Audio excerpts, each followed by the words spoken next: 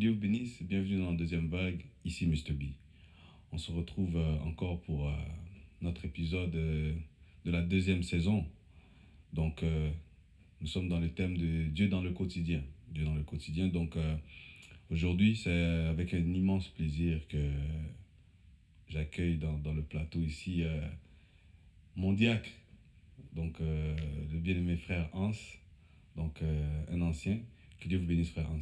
Que Dieu bénisse, le bon berger. Ça fait plaisir que vous puissiez partager ce temps-ci avec nous. Et je sais que, bon, d'abord, vous exercez le rôle de diacre à l'église. Et je sais que si vous avez pris ce rôle-là, donc déjà, vous avez un bagage qui est important, qui peut venir compléter dans le sujet que nous allons partager aujourd'hui. Bien entendu, comme sujet, la compassion envers les gens qui rétrogradent et qui reviennent.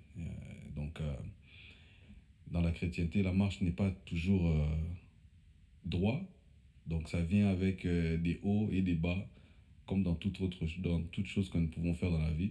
Donc ça vient avec des hauts et des bas et des difficultés.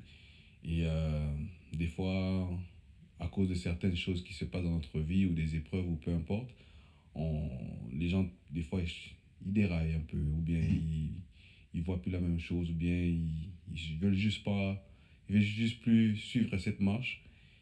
Et après, à un moment donné, des fois, ils reviennent. Il y en a d'autres qui reviennent par la grâce de Dieu. Et lorsqu'ils reviennent, je trouve que des fois, c'est un peu difficile. Leur retour est difficile. Des fois, c'est par rapport à l'accueil. Des fois, c'est par rapport à juste l'expérience qu'ils ont eue.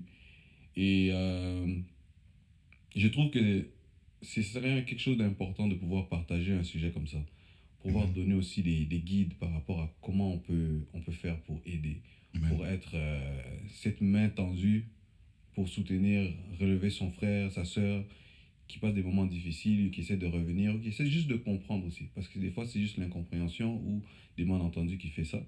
Donc, vous, en tant que diacre, je sais, avec mon expérience personnelle avec vous, et après vous avoir côtoyé pendant un bout de temps, je sais que vous avez qu'est-ce qu'il faut pour, Que Dieu pour soit en fait béni.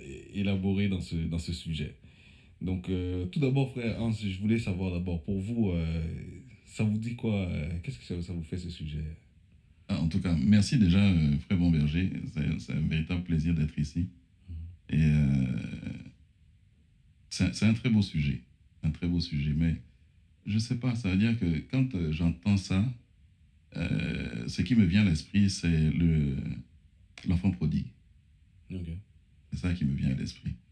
C'est-à-dire que je pense à quelqu'un qui était à la maison, qui a connu son père, qui a connu toutes choses, et puis qui à un moment donné s'est dit, je prends mon héritage et puis je m'en vais, il y a plein de choses à découvrir et tout ça, et il s'en va dans le monde, parce que c'est ce qu'il a fait, il est parti dans le monde. Mais à un moment donné, vraiment je vais faire ça court, hein. À un moment donné, il réalise que le monde n'est pas pour lui. Et si on regarde bien, c'était surtout son problème, c'était la faim. Parce que quand il a commencé à avoir faim, c'est là qu'il a dit, mais attends, même les pourceaux mangent mieux que moi. C'est-à-dire, pour lui, c'était la faim qui l'avait fait rentrer en lui-même. Donc, pour un être humain, ça peut être autre chose. Parce que Dieu va permettre que tu te cognes la tête quelque part. Et donc, quand tu vas te cogner la tête, que ce soit la faim, que ce soit les femmes, que ce soit la maladie, que ce soit quoi que ce soit, tu reviens maintenant en toi-même et dis non, il faut que je retourne vers mon Père. Tu vois, il avait déjà même fait son plan. Mais la beauté de la chose, c'est quoi? C'est que le Père n'a jamais cessé de l'attendre. Un véritable fils. Le Père t'attend toujours. Donc, ça veut dire que peu importe les gens qui sont autour, qui veulent pas, sois certain que ce soit ta maison. Sois certain que tu appartiennes à cette maison-là. Donc, dans le cas de rétrograde, on parlerait de Dieu. C'est Dieu. Voilà. Le Père, là, c'est Dieu. Parce que n'appelez personne Père ici si ce n'est pas votre Père qui est dans les cieux, votre Père céleste. Donc, on a des pères adoptifs charnels, mais notre véritable Père à tous, c'est Dieu. Tu vois? Mais maintenant, quand il rentre chez lui à la maison, qui est fâché? Son propre frère. Ouais. Donc, si lui se contente de mon frère qui est fâché, ben, retourne chez le pourceau. Mais c'est ça. Mais si je suis heureux d'avoir retrouvé mon père, de voir que mon père, durant toutes ces années, tout le temps que j'ai passé dans le monde, etc., il ne m'a pas tourné les bras. Mais au contraire, il a même gardé la vache grasse pour célébrer mon retour. Et je suis heureux. Donc le problème, c'est quoi? Nous devons nous focaliser sur Christ. Okay. Notre Père céleste, c'est ça qui est notre, c'est-à-dire notre tout en tout. C'est-à-dire, c'est pour ça que, en toute chose, il faut toujours chercher le royaume de Dieu en premier. Parce que quand tu es certain d'avoir ce royaume, d'avoir le Saint-Esprit, frère, le monde t'appartient. Pourquoi? Parce que je n'ai perdu aucun. Parce que ça devient son problème. Ce n'est plus ton problème. Je n'ai perdu aucun de ceux que tu m'as confiés. Aucun. Où que tu sois, il ira te chercher. Mais là, vous avez dit quelque chose ici, frère Hans. Vous avez dit, lorsqu'il est revenu, son frère il était mécontent. Il est un peu, bon, ça l'a un peu dérangé. Il avait ses raisons. C'est ça. Mais là, vous avez dit quelque chose. Vous avez dit, eh bien, s'il est là pour se contenter de la réaction de son frère, alors qu'il retourne, il retourne manger avec les pourceaux. C'est ça. Mais ça serait donc la responsabilité de la personne qui revient. C'est comme si on dirait que ben, vis avec. Au rétrograde revenant. Oui. Donc, vis avec. Oui. Mais on ne devrait pas exercer un peu plus de compassion parce qu'on est. Oui, parce que j'aime le fait que vous avez utilisé l'histoire de l'enfant prodigue parce que ça illustre les deux côtés. C'est ça. Mais maintenant, je me dis, est-ce que lui qui était à la maison, c'est sûr que lui, il a réagi comme ça, mais il ne savait pas dans quelle situation son frère il était. C'est ça, exactement. Ni son père. Exactement. Mais alors nous, on ne doit pas quand même, parce que là, nous, on est quand même en mesure de voir que, ok, lui, il était parti, maintenant, il est revenu. Le problème, c'est quoi? C'est que quand Dieu se révèle, il nous a donné tous les outils qu'il faut au jour d'aujourd'hui, avec le message qu'on a et tout. Donc, nous savons que dans ce monde-ci, il y a 2 semences et chaque semence va se reproduire selon son espèce. Quand 2 frères ont eu des problèmes, Caïn et Abel, Dieu est venu. Il dit, ouais, ton frère. Il dit, je ne suis pas le gardien de mon frère, je m'en fous. Bon, est-ce que c'était vraiment son frère? Parce que après, quand on fait la généalogie, on constate que Abel avait pour père Adam. Caïn avait pour père un autre père. Tu vois? Donc, nous, en tant que fils de Branham, du message de l'heure, nous avons une vision qui est différente de celle du monde. Nous devons savoir que notre souci, ce n'est pas de chercher qui est qui, mais on sait que chaque semence va se reproduire selon son espèce. Il y aura le blé, il y aura l'ivraie. Peut-être que mon frère, dépendamment du degré de spiritualité de chacun, parce que à ceci, on vous reconnaîtra, aimez-vous les uns les autres. Mais je ne peux pas aimer mon frère, et puis parce qu'il est rétrograde, je suis heureux. Au contraire, je serai comme mon père, parce qu'on a le même esprit, mon père et moi. Donc, le père qui a accepté l'enfant qui est revenu, tous ceux qui auront le même esprit que le père seront dans la même joie, comme les serviteurs qui ont vu l'enfant revenir. Ok, je peux être un chrétien. Bon, mais peut-être ça m'avait dérangé le fait que ce frère-là était parti. D'accord. Et peut-être j'ai essayé de parler à la personne que, oh, mais tu vois, toi, non, mais moi je ne vais plus rien savoir de Dieu, moi je vis ma vie. J'ai essayé de lui parler, bon, il a peut-être réagi d'une certaine manière que je n'ai pas aimé. Maintenant, lors de son retour, bah moi, là, tout le monde est content, moi je regarde, je dis, mais toi, j'ai essayé de te parler et tout. Mais maintenant, si moi j'ai un problème par rapport à ça, c'est un peu quand même... Je vais préciser. Oui. Donc, je vais préciser. Parce que, dépendamment, c'est ce que je disais tout à l'heure, dépendamment du niveau spirituel de chacun, parce que tu peux être un véritable fils de Dieu. Véritable. Et pourtant, ne pas être d'accord que la personne revienne, etc. D'accord? Parce que, à cause de X, à cause de Y, à cause de D'accord? Bon, peut-être pas Mais, d'accord, là, mais... oui, oui, non, quand je dis d'accord, c'est-à-dire que tu as un sentiment négatif. Exactement, Voilà. oui, oui. Mais c'est ça la chose. La différence est là. Parce qu'il y a celui qui a un sentiment négatif et qui attend qu'on lui prouve quelque chose de scripturel, d'accord, pour l'accepter complètement. Et il y a celui qui a la haine. Et ça, là, normalement, ça ne devait pas se faire. À cause de ça, si lui, là, il rentre ici, moi, je quitte l'église. C'est différent. C'est différent. Parce que ça ne fait pas partie des critères pour quitter une église. Mais si parce qu'un frère que toi, tu as trouvé pécheur revient vers son père, toi, ça te pousse à quitter l'église, il y a un problème. C'est de ce genre de choses-là. Parce que ce qui doit t'attacher, ce n'est pas la position du frère ou du slave. C'est le Dieu que tu pries. Tu vois? Ça veut dire que quand on repart sur le même exemple de l'enfant prodigue, supposons que son frère dise, parce que tu as fait ça, moi je quitte la maison. Il y a un problème. Tu vois, il y a un problème. Mais maintenant, si son frère arrive à lui faire comprendre qu'il était sincère, il est sincèrement revenu, tout ça, mais son cœur change. Donc là, ça veut dire que chacun doit se prouver, ou chacun doit se prouver, doit prouver quelque chose à l'autre pour avoir une acceptation. Chacun doit prouver que l'esprit qui est en lui est identique à l'esprit du Père. Quand on dit ça, est-ce que je m'attends à ce que mon frère puisse me prouver? Pourquoi je dois prouver à quelqu'un que... Non, non, c'est toi. Parce que, comme on dit, la révélation est progressive. Moi, je suis là. Mon frère revient à la maison. J'ai un sentiment dans le cœur. Il dit, mais pourquoi? C'est pas normal. On devait le laisser, on ne devait pas l'accepter. Son péché est trop grand, tout ça. D'accord? Mais ça veut dire que mon seuil de compassion pour l'âme de mon frère qui a été retrouvée n'est pas assez grand. Or, le Seigneur nous envoie aller chercher les âmes.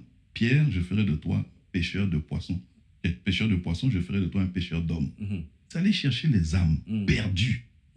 Mon frère est perdu. Il est retrouvé. Mais si j'ai le même esprit que mon père, mais c'est ça ma joie. Peu importe ce qu'il a fait. Au contraire, même s'il a fait un péché qui est impardonnable, il a blasphémé contre le Saint-Esprit. Le prophète dit c'est ça, c'est un péché impardonnable.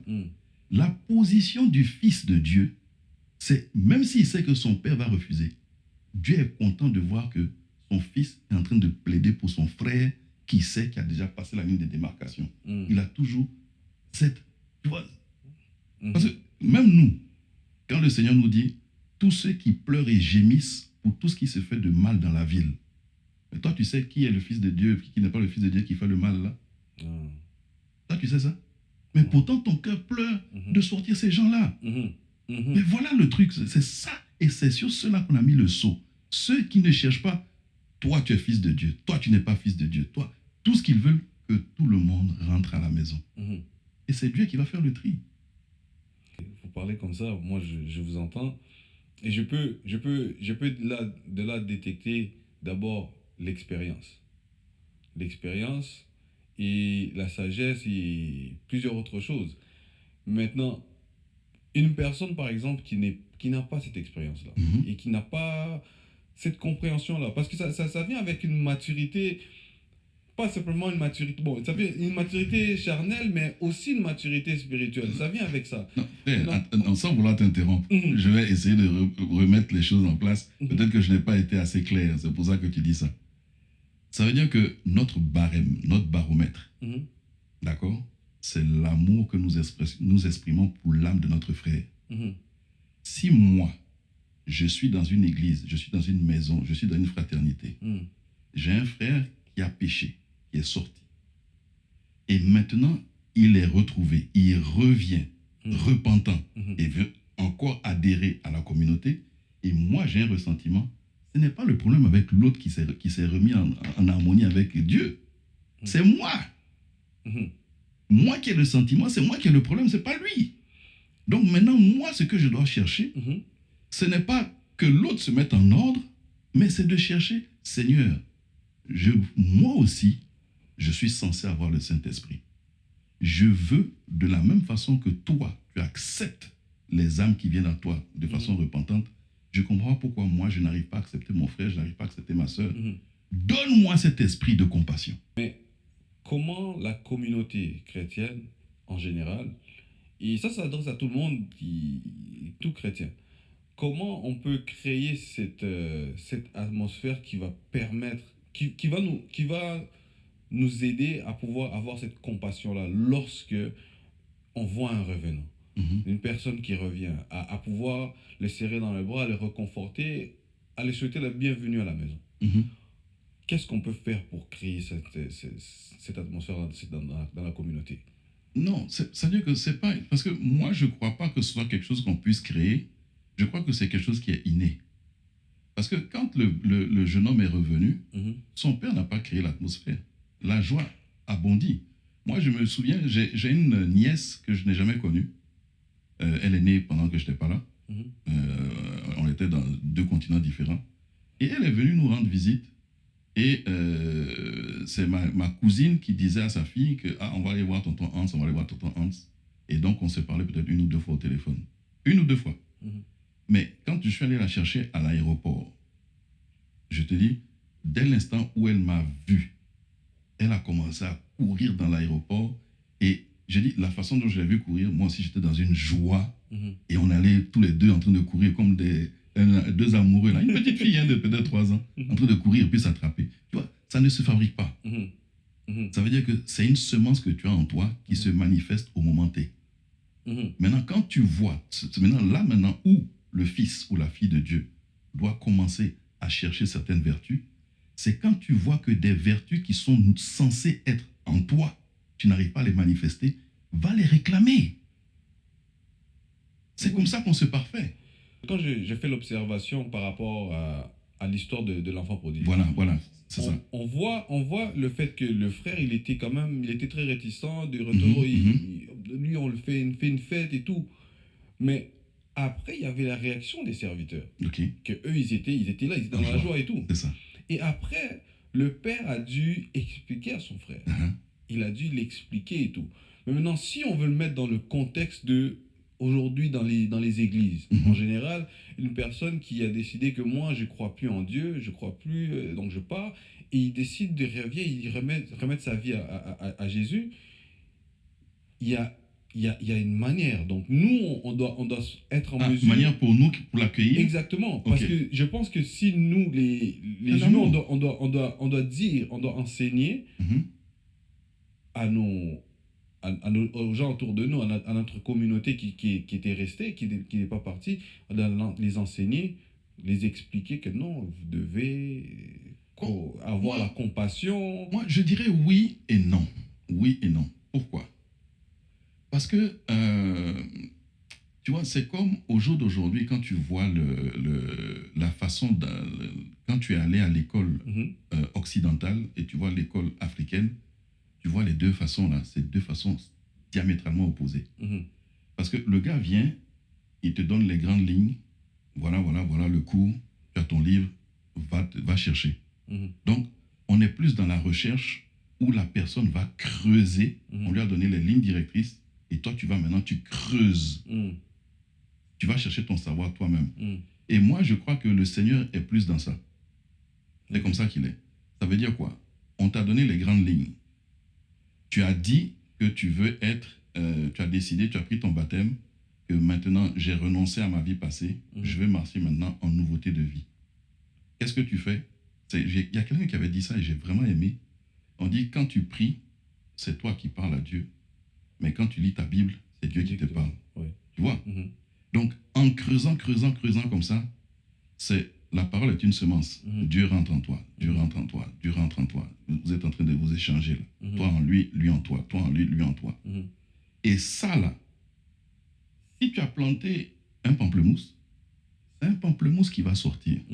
Si tu as planté l'amour agapao, c'est l'amour agapao qui va sortir. Donc ça, c'est ton objectif. Celui qui a planté un pamplemousse, son objectif, c'est de voir un pamplemousse sortir.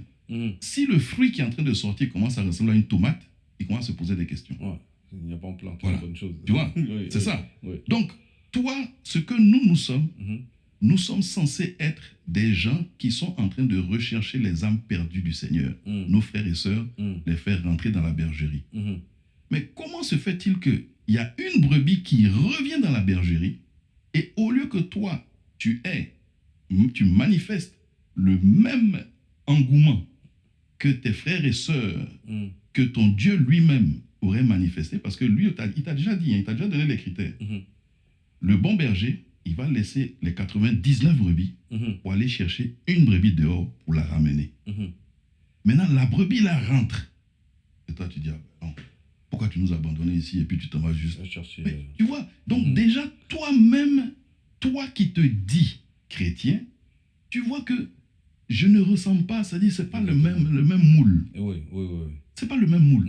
Donc c'est toi maintenant qui dois maintenant te bâtir, demander à genoux, Seigneur, pourquoi moi je n'ai pas accepté mon frère, ma soeur comme les autres? J'aime le fait que vous responsabilisez chaque individu, chaque croyant à faire sa part. Oui. J'aime ce point-là et c'est un point très important. Je pense que c'est ça qui aide la personne aussi à évoluer. On dit quoi il y a l'expression qui dit on peut amener le cheval à l'eau, mais on peut pas le faire boire. C'est ça. Voilà. Mais ce que je me demande, c'est que est-ce que nous on peut pas donc contribuer parce qu'à l'église, on nous enseigne. Oui. Bien sûr, le Saint-Esprit, il est là pour nous guider et tout, mais à l'église, on reçoit des enseignements. Oui. Et quand nous aussi, en grandissant, on s'approche des parents et tout, moi, je suis plus jeune que vous. Oui. Moi, je viens des fois chez vous pour prendre des conseils et tout. Okay. Si vous aurez à donner un conseil, par exemple, par rapport à ça, comment faire pour pouvoir avoir cette manière-là, cette manière de voir les choses?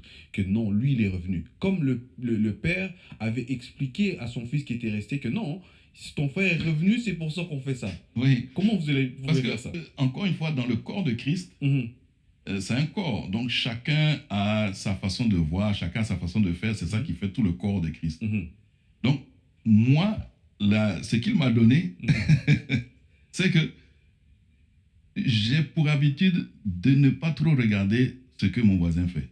Tu vois? C'est-à-dire que dans l'église, même si on dit qu'il y a 3 sortes de croyants, moi, le troisième là, je l'oublie. C'est-à-dire qu'il y a le croyant, le soi-disant et le non-croyant. Le non-croyant là, je ne le connais pas dans mon église. Je ne le connais pas. Moi, je suis à la Pentecôte avec les 120. Les 120 là, ils ont tous reçu le Saint-Esprit, à 120 à peu près là. Ils ont tous reçu le Saint-Esprit. Oui. Moi, c'est ma vision ça. Nous tous qui sommes là, si on est 300, on est 400, on est de la même église, on a tous, si jamais tu n'as pas compris, tu n'es pas encore arrivé là. C'est tout. Tu comprends? Tu n'es pas encore arrivé à ce stade-là. Mais sinon, nous sommes tous potentiellement baptisés du Saint-Esprit pleinement. En ayant cette vision, c'est ça qui vous permet d'avoir la... C'est ça. Ça veut dire que si je vois mon frère qui n'a pas accepté l'autre, je me dis, il n'est pas encore arrivé, mais ça va aller. Bientôt, il va comprendre un jour. Parce que c'est sa nature de pouvoir aimer quelqu'un qui revient. C'est sa nature. Donc, s'il n'a pas encore fait, c'est qu'il n'est pas encore arrivé là. Donc, peut-être que la 10e personne qui va revenir, c'est lui que tu vas voir le premier en train de courir. Tu vois? C'est ça. Mais seulement, tu ne peux pas le condamner parce qu'il n'a pas fait ça.